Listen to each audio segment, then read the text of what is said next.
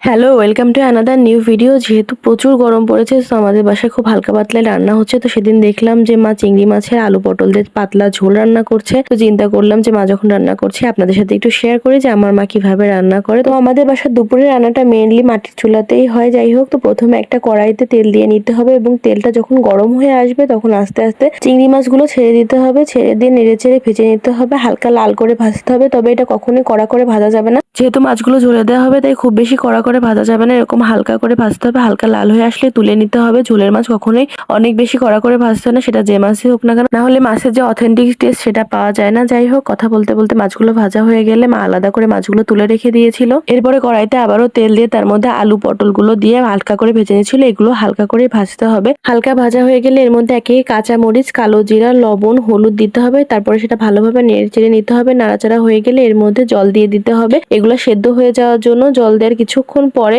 এরপরে দিতে হবে আগে থেকে বেটে রাখা শুকনো মরিচ, তেজপাতা, ধনিয়া এবং জিরার পেস্ট দিয়ে সেটা সুন্দরভাবে নেড়ে চেড়ে নিতে হবে। নেড়ে ভালোভাবে মিশিয়ে নিতে হবে। মশলাগুলো ভালোভাবে কষানো হয়ে গেলে আগে থেকে ভেজে রাখা চিংড়ি মাছগুলো ঝোলের মধ্যে ছেড়ে দিতে হবে এবং ছেড়ে দিয়ে আবারও ভালোভাবে নেড়ে চেড়ে চিংড়ি মাছগুলো ঝোলের সাথে মিশিয়ে নিতে হবে। ভালোভাবে মিশানো হয়ে গেলে দিয়ে দিতে হবে বেশি করে জল। যেহেতু এটা পাতলা ঝোল হবে, তাই জলের পরিমাণটা একটু বেশি দিতে হবে, না হলে ঝোলটা ঘন হয়ে যাবে।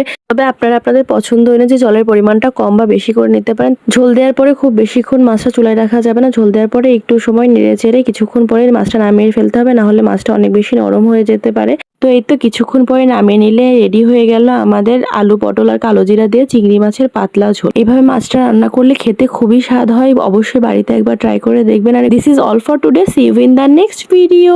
বাই।